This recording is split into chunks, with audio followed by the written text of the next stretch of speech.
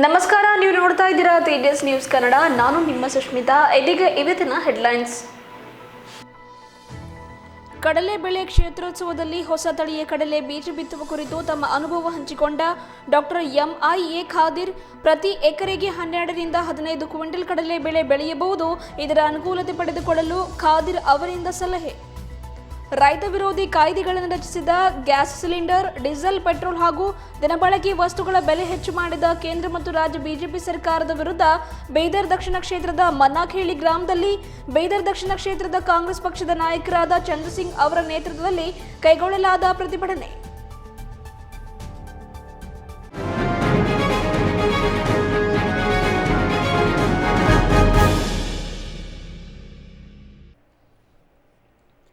ಬೀದರ್ ತಾಲೂಕಿನ ಬಗದಲ್ ಗ್ರಾಮದಲ್ಲಿ ಡಾಕ್ಟರ್ ಎಂಐಎ ಖಾದಿರ್ ಅವರ ಹೊಲದಲ್ಲಿ ಕಡಲೆ ಬೆಳೆ ಕ್ಷೇತ್ರೋತ್ಸವದಲ್ಲಿ ಹೊಸ ತಳಿಯ ಕಡಲೆ ಬೀಜವನ್ನು ಬಿತ್ತಿ ಪ್ರತಿ ಎಕರೆಗೆ 12 ರಿಂದ 15 ಕ್ವಿಂಟಲ್ ಕಡಲೆ ಬರುವಂತೆ ಮಾಡುವ ಕುರಿತು ಸುದ್ದಿಗೋಷ್ಠಿಯನ್ನು ಆಯೋಜಿಸಿ ಡಾಕ್ಟರ್ ಎಂಐಎ ಖಾದ್ರಿ ಅವರು ಮಾತನಾಡಿದರು.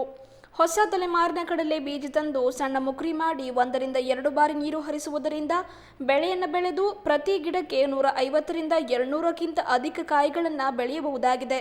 ನಾವುಗಳು ಬಹು ಮುಖ್ಯವಾಗಿ ನಮ್ಮ ಹೊಲದಲ್ಲಿ ಬೆಳೆಗಳಿಗೆ ರಾಸಾಯನಿಕ ಗೊಬ್ಬರ ಬಳಸದೆ ನಾವೇ ಪಳಗಿಸಿದ 600ಕ್ಕಿಂತಲೂ ಅಧಿಕ ಜಾನುವಾರುಗಳ ಸಗಣಿಯನ್ನು ಒಣಗಿಸಿ ಬೆಳೆಗಳಿಗೆ ಗೊಬ್ಬರವನ್ನಾಗಿ ಬಳಸುತ್ತೇವೆ. ಅದರೊಟ್ಟಿಗೆ ಜಾನುವಾರುಗಳ ಮೂತ್ರವನ್ನು ಬೆಳೆಗಳಿಗೆ ಸಿಂಪಡಿಸುತ್ತೇವೆ.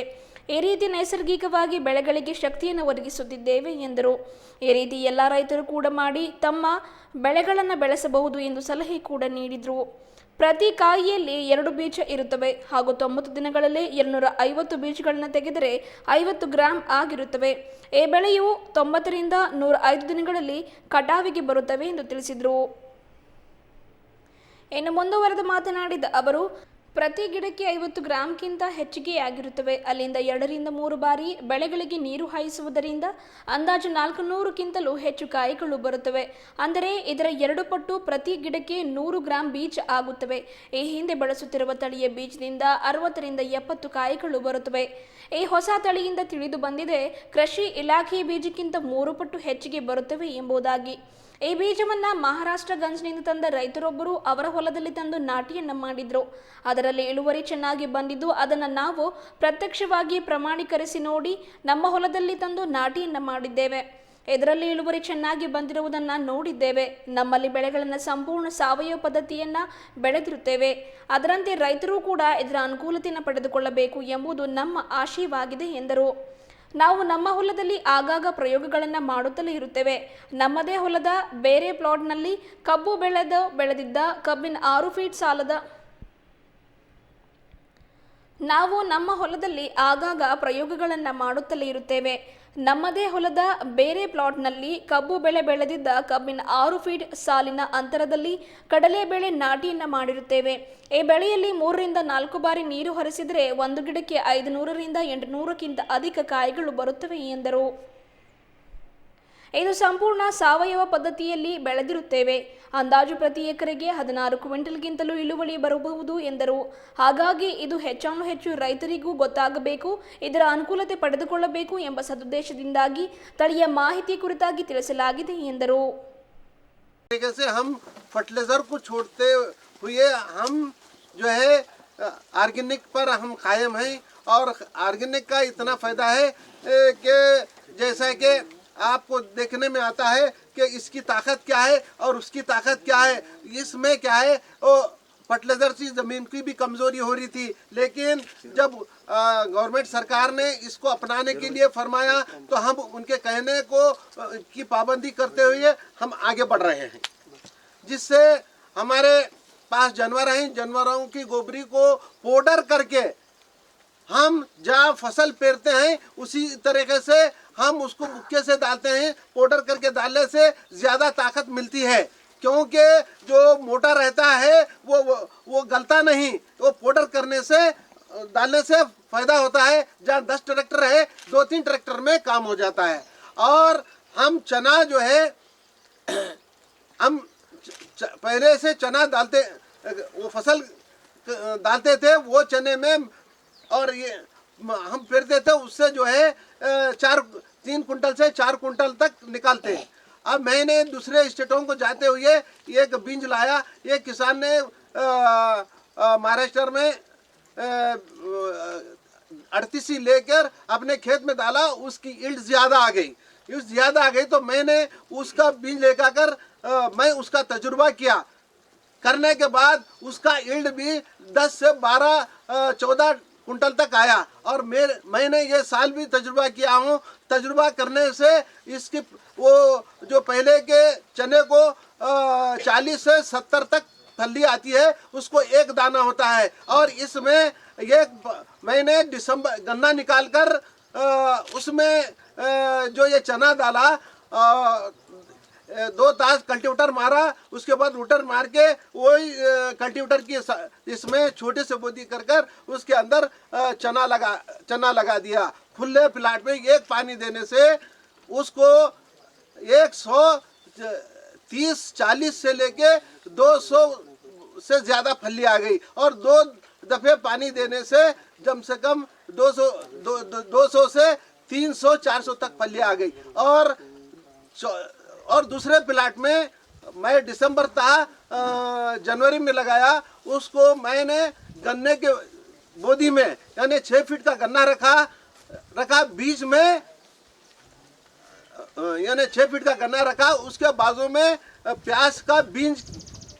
प्याज लगाया जिसका बीज निकलता है। और 6 फीट का जो फासला खुला रहता है उसमें चना लगाया। उसमें ये 3-4 फसल आ रहे हैं। और किसान भाइयों, अगर इस तरीके से अगर हम मेहनत करेंगे तो ये फसलें निकालकर हम आगे बढ़ेंगे तो बड़ी अल्लाह की मेहरबानी होगी और आप में हम सब में हिम्मत आएगी। तो ये चना जो लगाए हैं इसमें 2 फली आती है। पहले जो करते थे उसमें 1 दाना है, इसमें 2 दाने हैं। जहाँ ताकत है वहाँ 3 दाने हैं। वो आप आकर दे सकते हैं। अगर ये देखकर इस तरीके से मेहनत करेंगे तो हम सब आगे बढ़ेंगे। और तमाम किसानों से गुजारिश की जाती है कि गुड़ की गोबरी डालकर फसल निकाले तो बहुत ताकत आती है। और जमीन पावर, जैसा जमीन में पावर आता है फसल को भी पावर आता है। और किसान अच्छी तरीके से जो ताकतवर होके और उन्हें अपने फसल निकालकर अपनी जिंदगी अच्छी बसर करेगा। अल्लाह से उम्मीद है कि आप हम सब मिलकर तमाम किसान ताकतवर हो जाए, हमारा स्टेट, हमारा देश आगे बढ़ जाए।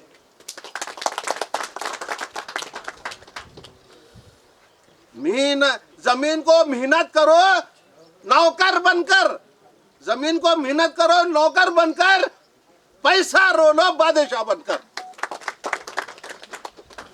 जी, इसमें हमने इस तरीके से बीजे किया है। और वो पहले के चने हम 1-2 पानी देते ही वो सूख जाते हैं, लेकिन ये हम दिसंबर से कर रहे हैं, वो सूखा नहीं। आप देख सकते हैं और नज़ारा कर सकते हैं। अब फसल निकालने को है, निकालने से पहले आप देख के सही है या गलत है आप खुद फैसला कर ले। और बस 12 तारीख को फील्ड डे रखे जिसमें एग्रीकल्चर से जेडी ऑफिसर और तमाम डिपार्टमेंट और साइंटिस्ट केवीके के साइंटिस्ट और सुनील साहब, तमाम डिपार्टमेंट और हार्टिकल्चर के ऑफिसर्स, तमाम लोग आकर इसका नज़ारा करें, फील्ड डे बनाए। उनका भी मैं शुक्रिया अदा करता हूँ। मैंने इस गन्ने की मेरे पास पहले 25-30 टन गन्ना निकालता था। मैं बोला मेरे में कमी क्या है, इसको पूरा करो। तो जैसे कि महाराष्ट्र गया, केरला गया, हमारे तेलंगाना गया, हर स्टेट को जाकर उसको ये करा के उन्होंने 50-60 टन निकालते हैं। मेरे में क्या कमी है, मैं क्या। फिर वहाँ जाकर उन्होंने मेथड से करते थे, वो मेथड अपनाया। मैं 40 को आया, 40 से 50 को आया। फिर दूसरे मुल्क को गया, बेरोनो जाने के बाद उसका तजुर्बा किया। करने के बाद वो मेथड से मैं कर रहा हूँ। अब जो है वो मेथड में कामयाबी इस तरीके से मिल रही है जैसे कि 25-30 निकालते थे, आप 60-70 115 टन तक एकड़ को निकालते हैं। एकड़ को मेरे पास 48 वैरायटी है गन्ने का। और जैसा किसान को कुछ तकलीफ थी सुअरों का, मैंने बोधन की तरफ गया, वहाँ पर जो सुअरों का गन्ना जो ये है रिसर्च सेंटर में, वो सुअर नहीं खाते सो गन्ना है बोले, तो वहाँ पर जाके वहाँ के साइंटिस्टों से तजुर्बा किया, करने के बाद वो गन्ना भी यह हमारे ज़िले को लाया हूँ। ये तजुर्बा चालू है, आइंदा किसानों ये उगे हो जाएगा तो तमाम किसानों की तकलीफ दूर हो जाएगी। एकड़ में 94 टन आया 11 महीने में। और ये उच्चवन नए गाने का क्या है 97R401 और ये क्या है 85R185, ये सुअर नहीं खाने का गन्ना है। अभी आपका ट्रायल चालू है, लेकिन जहाँ ट्रायल करे वहाँ देख के मैं लाया जी। नहीं खाया आपके पास ट्रायल डाले अब है बीज मुल्क आ रहा है, ये साल में इधर ही है सर, इधर ही है। हाँ इधर ही है।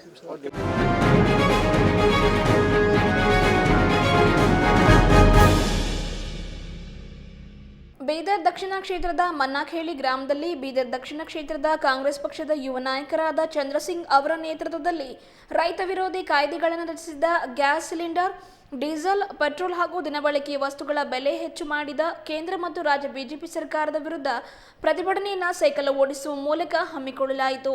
ರೈತ ವಿರೋಧಿ ಕಾಯ್ದೆ ವಾಪಸ್ ಕಡಿದುಕೊಳ್ಳಬೇಕು, ಗ್ಯಾಸ್ ಸಿಲಿಂಡರ್, ಡೀಸೆಲ್, ಪೆಟ್ರೋಲ್ ಹಾಗೂ ದಿನಬಳಕೆ ವಸ್ತುಗಳ ಬೆಲೆ ಕಡಿಮೆ ಮಾಡಬೇಕು ಎಂದು ಒತ್ತಾಯಿಸಿ ರಾಷ್ಟ್ರಪತಿಗಳಿಗೆ ಮಾನ್ಯ ತಹಶೀಲ್ದಾರರು ಚಿಟಗುಪ್ಪರ್ ಅವರ ಮೂಲಕ ಮನವಿ ಪತ್ರ ಕೂಡ ಸಲ್ಲಿಸಲಾಯಿತು.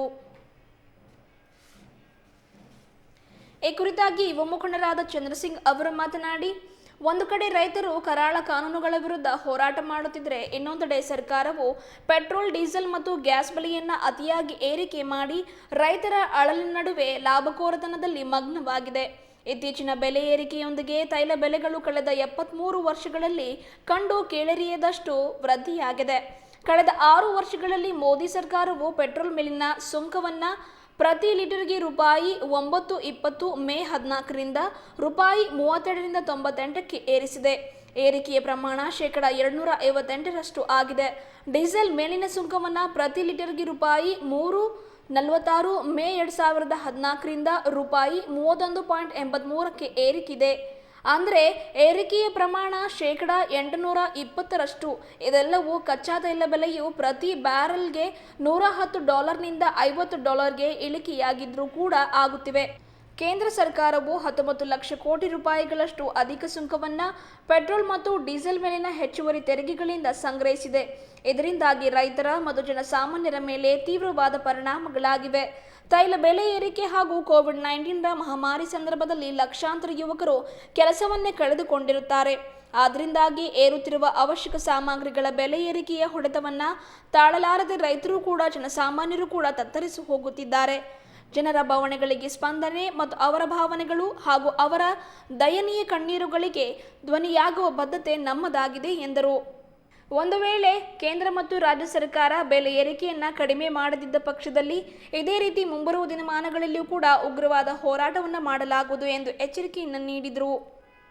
ಅದರಂತೆ ಕಾಂಗ್ರೆಸ್ ಮುಖಂಡರಾಗಿದ್ದ ಮೊಹಮ್ಮದ್ ಯೂಸುಫ್ ಅವರು ಕೂಡ ಈ ಪ್ರತಿಭಟನೆಯನ್ನು ಉದ್ದೇಶಿಸಿ ಮಾತನಾಡಿ, ರೈತರ ಮತ್ತು ಜನಸಾಮಾನ್ಯರ ಈ ಒಂದು ಶೋಚನೀಯ ಪರಿಸ್ಥಿತಿಯನ್ನು ಮನಗಂಡು ಅಖಿಲ ಭಾರತ ಕಾಂಗ್ರೆಸ್ ಪಕ್ಷವು ಅವರ ಜೊತೆ ಕೈ ಜೋಡಿಸುವ ನಿರ್ಧಾರವನ್ನು ಕೈಗೊಂಡಿದ್ದು ಇವತ್ತು ಪ್ರತಿಭಟನೆಯನ್ನು ಹಮ್ಮಿಕೊಳ್ಳಲಾಗಿದೆ ಎಂದು ತಿಳಿಸಿದರು. ಈ ಪ್ರತಿಭಟನಾ ಸಂದರ್ಭದಲ್ಲಿ ಕಾಂಗ್ರೆಸ್ನ ಮುಖಂಡರಾಗಿರುವ ನೂರುದ್ದೀನ್ ಸಾಬ್, ನಾರಾಯಣರಾವ್ ಭಂಗಿ, ಶಿರೋಮಣಿ ಹಾಗೆಯೇ ಷಣ್ಮುಖ್ ಸೇರಿದಂತೆ ಇತರರು ಇದ್ದರು. ಇವತ್ತು ಕೇಂದ್ರ ಸರ್ಕಾರದ ವಿರುದ್ಧ ಡೀಸೆಲ್ ಪೆಟ್ರೋಲ್ ಏರಿಕೆ ಮತ್ತು ರೈತ ವಿರೋಧಿ ಗೋಸ್ಕರ ಪ್ರತಿಭಟನೆ ಕಾರ್ಯಕ್ರಮ ಇವತ್ತು ನಾವು ಮನ್ಯಾಕೇಳಿ ಗ್ರಾಮದಲ್ಲಿ ಊರಿನ ಹಿರಿಯರಾದಂಥ ಹಾಗೂ ನಮ್ಮ ಪಕ್ಷದ ವೈಸ್ ಪ್ರೆಸಿಡೆಂಟ್ ಆದಂಥ ಯೂಸುಫ್ ಅಲಿ ಜಮಾದಾರ್ ಸಾಹೇಬರು ಮತ್ತು DCC ಸೆಕ್ರೆಟರಿ ಆದಂಥ ಶಿರೋಮಣಿಯವರು ಮತ್ತು STCLನ ಅಧ್ಯಕ್ಷರಾದಂಥ ನಮ್ಮ ನಾರಾಯಣರಾವ್ ಭಂಗಿಯವರು ಮತ್ತು ನಮ್ಮ ಊರಿನ ಹಿರಿಯ ಮುಖಂಡರಾದಂಥ ನೂರುದ್ದೀನ್ ಅವರು ಮತ್ತು ಎಲ್ಲ ಗ್ರಾಮ ಪಂಚಾಯಿತಿ ಅಧ್ಯಕ್ಷರುಗಳು ಮತ್ತು ಎಲ್ಲ ಗ್ರಾಮ ಪಂಚಾಯಿತಿ ಮೆಂಬರ್ಗಳು ಸೇರಿ ಇವತ್ತು ಪ್ರತಿಭಟನೆ ಕಾರ್ಯಕ್ರಮ ಮನ್ಯಾಕೇಳಿ ಗ್ರಾಮದಲ್ಲಿ ಹಮ್ಮಿಕೊಂಡಿದ್ವಿ. ಇವತ್ತು ನಿಮ್ಮೆಲ್ಲರಿಗೂ ಗೊತ್ತಿರುವಂತೆ ಪೆಟ್ರೋಲ್ ಡೀಸೆಲ್ ಬೆಲೆ ಯಾವ ಥರ ಏರಿಕೆ ಆಗ್ತಾಯಿದೆ ಅಂತ ಹೇಳ್ಬಿಟ್ಟು ಎಲ್ಲ ಪಾಪ ಇವತ್ತು ಬಡವರು ಎಷ್ಟು ಕಷ್ಟ ಪಡ್ತಾ ಇದ್ದಾರೆ ಅಂತ ಎಲ್ಲರಿಗೂ ಗೊತ್ತಿರೋ ವಿಷಯ. ಆ ವಿಷಯ ಇಟ್ಕೊಂಡು ನಾವು ಇವತ್ತು ಪ್ರತಿಭಟನೆ ಕಾರ್ಯಕ್ರಮ ಇವತ್ತು ಮನೆಕೆಳಿ ಗ್ರಾಮದಲ್ಲಿ ಇಟ್ಕೊಂಡಿದ್ವಿ. ಅದೇ ಥರ ನೀವೆಲ್ಲರಿಗೂ ಗೊತ್ತಿರುವಂತೆ ರೈತ ವಿರೋಧಿ ಏನು 3 ಕಾಯ್ದೆಗಳನ್ನು ಇಟ್ಕೊಂಡು ಇವತ್ತು ನಮ್ಮ ರೈತರನ್ನ ಟೆರರಿಸ್ಟ್ ಅಂತ ಏನು ಹೇಳ್ಕೊಂಡು BJP ಅವರು ಹೋಗ್ತಾ ಇದ್ದಾರೆ, ಅದ್ರ ವಿರುದ್ಧನೂ ನಾವು ಇವತ್ತು ಪ್ರೊಟೆಸ್ಟ್ ಮಾಡಿದ್ದೀವಿ. ನಿಮ್ಗೆಲ್ಲರಿಗೂ ಗೊತ್ತಿರುವಂತೆ ಇವತ್ತು ಡೆಲ್ಲಿಯಲ್ಲಿ 100 ದಿವಸದಿಂದ ಯಾವ ಥರ ಪ್ರೊಟೆಸ್ಟ್ ಮಾಡ್ತಾ ಇದ್ರೂ ಅವರು ತಲೆನೇ ಕೆಡಿಸ್ಕೊಳ್ತಾ ಇಲ್ಲ. ಒಬ್ಬ ಹಿಟ್ಲರ್ ಥರ ಅವರು ನಡ್ಕೊಂಡು ಹೋಗ್ತಾ ಇದ್ದಾರೆ. ಮತ್ತು ಈ ಅಂಬಾನಿ ಮತ್ತು ಅದಾನಿ ಗ್ರೂಪ್ಗೆ ಅವರು ಹೆಲ್ಪ್ ಮಾಡೋಕ್ಕೋಸ್ಕರ ಇದೆಲ್ಲ ಏನು ಕಾರ್ಯಕ್ರಮ ನಂಬ್ಕೊಂಡಿದ್ದಾರೆ ಅದು ನಡೀತಾ ಇದೆ. ಇದರಿಂದ ನಮಗೆ ಎಲ್ಲ ರೈತರುಗಳಿಗೆ ಮತ್ತು ಜನರಿಗೆ ಅವ್ರಿಗೆಲ್ಲ ತೊಂದರೆ ಆಗ್ತಾ ಇದೆ ಅಂತ ಹೇಳಿ ಇವತ್ತು ಪ್ರೊಟೆಸ್ಟ್ ಮಾಡ್ತಾ ಇದ್ದೀವಿ. ಇದು ಇಮಿಡಿಯೇಟಾಗಿ ಈ ಪೆಟ್ರೋಲ್ ಡೀಸೆಲ್ ಬೆಲೆ ಇಳಿಕೆ ಆಗಬೇಕು. ಮತ್ತು ಈ ಗ್ಯಾಸ್ ಸಿಲಿಂಡರ್ ನಮ್ಮ ಕಾಂಗ್ರೆಸ್ ಸರ್ಕಾರ ಇರುವಾಗ 350 ರುಪೀಸ್ ಇತ್ತು, ಇವಾಗ 950 ರೂಪಾಯಿ ಆಗಿದೆ. ಅವರು ಏನು ಹೋಗ್ತಾ ಬೆಲೆ ಏರಿಕೆ ಆಗ್ತದೆ ಅಂತ ಅವ್ರು ಹೇಳ್ತಾರೆ ಸರ್. ಇವಾಗ ಈರುಳ್ಳಿ ಬೆಲೆ ಎಷ್ಟಿತ್ತು ಮೊನ್ನೆ ಅವರು ಒಂದು ವಸ್ತುವಿನ ಬೆಲೆ ಏರಿಕೆ ಹೋಗ್ತಾ ಏರಿಕೆ ಅದೇ ರೀತಿ ಈ ಥರ ಏರಿಕೆ ನಮ್ಮ ಕಾಂಗ್ರೆಸ್ 60 ವರ್ಷದಿಂದ ಆಗಿಲ್ಲ. ಯಾವತ್ತಾದರೂ ನೀವು 5 ವರ್ಷದಲ್ಲಿ 150% ಏರಿಕೆ ಆಗಿದೆ ನೋಡಿದ್ದೀರಾ? ಗ್ಯಾಸ್ ಸಿಲಿಂಡರ್ 350 ರೂಪಾಯಿ ಇದ್ದಿದ್ದು ಇವತ್ತು 950 ರೂಪಾಯಿ ಆಗಿದೆ. ಬಡವರು ಏನು ಆಗಬೇಕು? ಈಗ ಸಿಲಿಂಡ್ರ್ ಹೋಗಿ ಎಲ್ಲ ಒಲೆ ಇಟ್ಕೊಂಡು ಇವಾಗ ಕೆಲಸ ಇದು ಮಾಡ್ತಾ ಇದ್ದಾರೆ, ಅಡುಗೆಗಳು ಮಾಡ್ತಾ ಇದ್ದಾರೆ. ಅದಕ್ಕೆ ಇವತ್ತು ನಾವು ಈ ಪ್ರೊಟೆಸ್ಟ್ ಮಾಡ್ತಾ ಇರೋದು. ಬಡವರಿಗೆ ತುಂಬ ಅನ್ಯಾಯ ಆಗ್ತಾ ಇದೆ. ಅವರು ಏನಂತ ಅವರು ಒಂದು ಅಧಿಕಾರಕ್ಕೆ ಬಂದಿದ್ದಾರೆ. ಅವರು ಆಮ್ ಆದ್ಮಿಗೆ ಅವರು ಏನಂತ ಹೇಳ್ತಾ ಇದ್ರು, ಎಲ್ಲ ಗೆಲ್ಸ್ಕೊಡ್ರಿ, ನಮಗೆ 15 ಲಕ್ಷ ಕೊಡ್ತೀವಿ, ಮತ್ತು ಎಲ್ಲರಿಗೂ ನಾವು ಕೆಲಸಗಳು ಕೊಡ್ತೀವಿ, ಎಲ್ಲ ಇದು ನಮ್ಮ ಕಂಪ್ನೀಸು ಎಲ್ಲ ಬಂದು ಎಲ್ಲ ಜಿಲ್ಲೆಗಳಲ್ಲೂ ಕಂಪ್ನಿಗಳು ಬರ್ತದೆ, ಅದರಿಂದ ಎಲ್ಲ ಕೆಲಸಗಳು ಸಿಗ್ತದೆ ಅಂತ ಹೇಳ್ತಾ ಇದ್ರು. ಅದು ಆಗಿಲ್ಲ. ಮತ್ತು ಎಲ್ಲ ಜನವಿರೋಧಿ ಕಾರ್ಯಕ್ರಮಗಳೇ ಎಲ್ಲ ಅಂಬಾನಿ ಅದಾನಿಗೆ ಯಾವ ಥರ ಹೆಲ್ಪ್ ಆಗಬೇಕು ಆ ಥರ ಕೆಲಸಗಳು ಮಾಡ್ಕೊಂಡು ಹೋಗ್ತಾ ಇದ್ದಾರೆ. ಅದೇ ಥರ ಯಾರು ಪ್ರೊಟೆಸ್ಟ್ ಮಾಡೋದು ತಲೆನೇ ಕೆಡಿಸ್ಕೊಳಲ್ಲ, ಅವರು ಮಾಡ್ಕೊಳ್ಳೋಗ್ರಿ ಅಂತ ಆ ಥರ ಅವರು ಮನಸ್ಸಿಟ್ಕೊಂಡು ಕೆಲಸ ಮಾಡ್ತಾ ಇದ್ದಾರೆ. ಆದ್ದರಿಂದ ಇವತ್ತು ನಾವು ಕಾಂಗ್ರೆಸ್ ಸರ್ಕಾರ ನಾವು ಈ ಯಾವತ್ತವರೆಗೂ ಈ ಬೆಲೆ ಏರಿಕೆ ಆಗ್ತಾ ಇದೆ ಅವರು ಕಡಿಮೆ ಮಾಡಲ್ವೋ ಮತ್ತು ಈ 3 ಕಾಯ್ದೆಗಳನ್ನು ಅವರು ಯಾವಾಗ ವಾಪಸ್ ತಗೊಳಲ್ವೋ ಅವತ್ತವರೆಗೂ ನಾವು ಈ ಪ್ರೊಟೆಸ್ಟ್ಗಳು ಪ್ರತಿಭಟನೆಗಳು ಮಾಡ್ಕೊಂಡು ಹೋಗ್ತಾ ಇರ್ತೀವಿ ಅಂತ ಹೇಳಿದ್ದೀವಿ. हम सब लोग जो हिस्सा लिए हैं इसमें जो है ख़ास तौर पर पेट्रोल और डीजल के बारे में, जबकि मनमोहन सरकार की गवर्नमेंट थी और जो है डीजल या कच्चा तेल क्रूड ऑयल जो है एक $135 का 1 बैरल इತ್ತು. ಅವಾಗ petrol and diesel 64 rupees maximum इತ್ತು. अवाग बीजेपी सरकार काफ़ी प्रोटेस्ट किए और जो है महंगा बदल के जो है हर जगह स्ट्राइक किए, कई जो है मनमोहन सिंह के पुतले जलाए, सब कुछ किए. लेकिन आज जो है उसके बाद यहाँ तक सस्ता हुआ क्रूड ऑयल कच्चा तेल सिर्फ ओनली $35 का 1 बैरल रहे. इस वक्त भी जो है ये लोग जो है अपना रेट उतारे नहीं, भाव उतारे नहीं, 60-65 से कम हुआ नहीं. जबकि जो है मनमोहन सरकार की गवर्नमेंट में $135 जिस वक्त था उस वक्त जो है डीजल और पेट्रोल ये रहा. और ख़ास तौर पर मोदी सरकार में प्राइम मिनिस्टर के नेतृत्व में ये जो कैबिनेट है वो जो है फॉरेन पॉलिसी उनकी डेड है और जो है साथ ही साथ जो है ये जो है इकोनॉमिक पॉलिसी भी पूरी डेड है. क्योंकि मीठा तेल आज के रेट में, जबकि इनकी स्टार्टिंग गवर्नमेंट जब थी और जो है मनमोहन सरकार की गवर्नमेंट थी तो 1000 रुपये को एक डब्बा था. आज जो है 2500 रुपये को एक डब्बा है, जिसमें जो है इनकी फॉरेन पॉलिसी फेल है. क्योंकि मलेशिया से जो तेल आता था पानी की तरह हिंदुस्तान में, उस वक्त जो है 1000 रुपये बैरल, 1000 रुपये डब्बा था. आज जो है 2500 रुपये, 2500 रुपये डब्बा है. और उसी तरह दूसरे जो सरकार है, दूसरे जो आपके जो है छोटे मोटे जो सरकार हैं, यहाँ की कुल आबादी हिंदुस्तान की, भारत देश की कुल आबादी 135 करोड़ है. और जो है 4 साल 5 साल तक फ़ॉरेन के दौरे कर छोटे छोटे मुल्क में छोटे छोटे मुल्कों में जाकर जैसा कि किसान पॉलिसी है या और कोई पॉलिसी है ऐसा देखे हैं, और जो है वैसा देखकर जो है भारत देश में भी जो है वो अप्लाई करने की लोग कोशिश कर रहे हैं। ये बड़ा देश है, किसानों का जो उन्होंने कानून बनाया है ये जो है बाहर जाकर देख कर आकर जो है बनाए हैं। ये जो है इनके लिए जो है ये भारत देश में अप्लाई होने का काबिल का नहीं है, अप्लाई नहीं होता। और इसमें जो है किसानों को उन्होंने जो है ग़ुलाम बनाया है, भारत देश में ग़ुलाम बनाने के चक्कर में है वो। और जो है ये इसके ख़िलाफ़ में ना सिर्फ किसान बल्कि हम तो कांग्रेस पार्टी भी जो है किसानों के साथ में है, और उनके जो है प्रोटेस्ट में हमारा भी जो है बराबर के हमारा भी शेयर रहेगा। इस तरीके से जो है सरकार जो है मुकम्मल तौर पर जो है महंगाई के मामले में मुकम्मल फेल है। हर चीज़ की महंगाई हुई, गैस सिलेंडर की महंगाई है, पेट्रोल डीजल की महंगाई है, और जो है खाने के तेल की महंगाई है, हर चीज़ की महंगाई है इसमें जो है। और दूसरी जो इम्पोर्टेंट बात है वो ये है कि हर चीज़ जो है यहाँ पर जो भी सरकार के हिस्से में थे, उनके ज़्यादा शेयर्स थे, वो सब बेचकर जो है प्राइवेट कंपनीज को जो है इन्होंने देना चाह रहे हैं। आज की फ्रेश न्यूज़ में ये बात आई है कि जो है दिल्ली, बॉम्बे, हैदराबाद, बेंगलुरु के जो इंटरनेशनल एयरपोर्ट्स हैं, वैसे जो एयरपोर्ट को भी जो है वो जो अब इस वक्त ओनली 76 शेयर्स अडानी के हैं और 24 शेयर इनके हैं, गवर्नमेंट के हैं, वो भी जो है बेचने के चक्कर में बेचकर जो है करोड़ों रुपए लेने के हैं।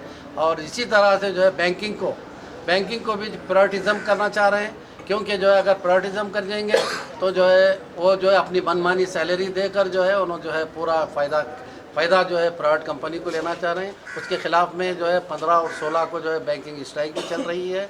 इस लिहाज से जो है आज की जो सरकार है, केंद्र सरकार है, मरकज़ की जो सरकार है, मोदी जो उसके प्राइम मिनिस्टर हैं, उन्होंने जो है पूरे भारत देश को जो है बेचने के चक्कर में है और हमको गुलाम बनाने के चक्कर में। ಕೊನೆಯಲ್ಲಿ ಮತ್ತೊಮ್ಮೆ ಮುಖ್ಯಾಂಶಗಳು.